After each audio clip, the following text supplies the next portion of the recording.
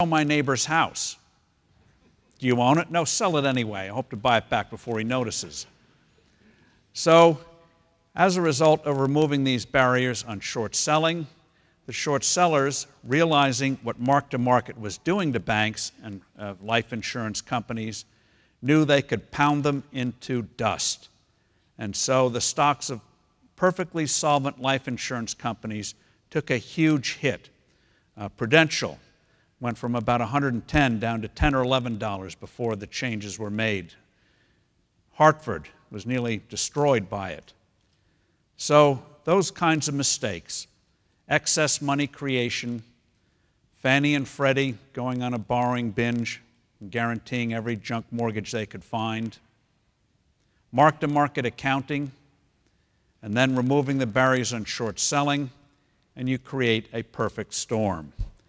And then, as if all of that wasn't enough, our government, when the crisis hit, was inconsistent in how they responded to the crisis. Part of that's understandable. When you have a major crisis, you're not always going to get every decision right in the heat of the moment.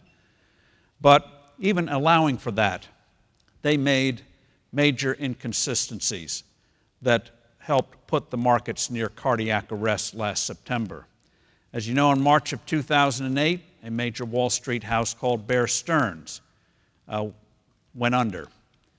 The government decided they would save the operations of Bear Stearns by arranging a merger with J.P. Morgan Company and guaranteeing $29 billion worth of Bear's paper. So they bailed Bear's creditors out. Yet a few months later, Lehman Brothers, far larger firm than Bear Stearns, far more important in the financial markets than Bear Stearns, especially with money market funds, they decided to let that one go. Why? You save one and not save a more important company? Then 48 hours later, the U.S. government reverses course again and decides to save AIG, the largest insurance company in the world, but does so in a way that guarantees that it'll undermine the company by charging interest rates as high as 14 or 15%. So with those inconsistencies, in addition to those other errors, and you get the equivalent, financial equivalent of cardiac arrest. Okay, where are we now? Where do we go from here? Fortunately, as I say, mark-to-market was at least amended. They should have suspended it, but at least they amended it to stop the bleeding, even though the accounting profession is starting a new campaign to try to revive it. I don't think they will succeed. The U.S. economy is starting to improve again. The credit markets are improving. More and more companies are able to issue stock. Even large companies with low credit ratings are able to issue bonds now. Companies such as Rite Aid was able to issue bonds. The interest rates on what we call junk bonds came down very substantially from the levels they were earlier this year.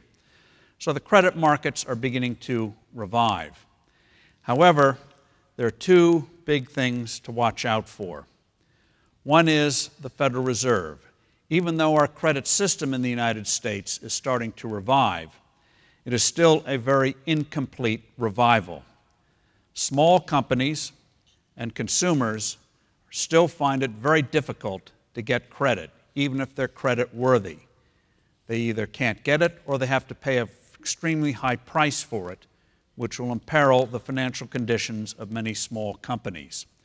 The Federal Reserve, and I don't want to bore you again, you've been very patient, the Federal Reserve several months ago had promised to buy packages of securities related to car loans, consumer loans, small business loans, and the like.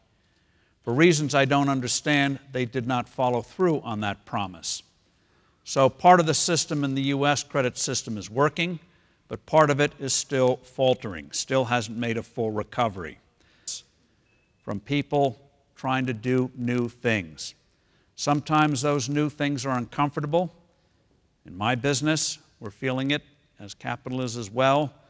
What the internet is doing, we see it with newspapers in the United States under severe stress because of the internet, giving classified ads away for free. But we work through those things. And at the end of the day, we end up with a stronger economy, higher standard of living, and more people able to pursue opportunities to improve their standard of living. Bottom line, and I'll say it because we need to hear it here and especially in my country, free markets, free people. There is no substitute for that kind of entrepreneurial capitalism for enabling people to move forward and develop to the fullest their God-given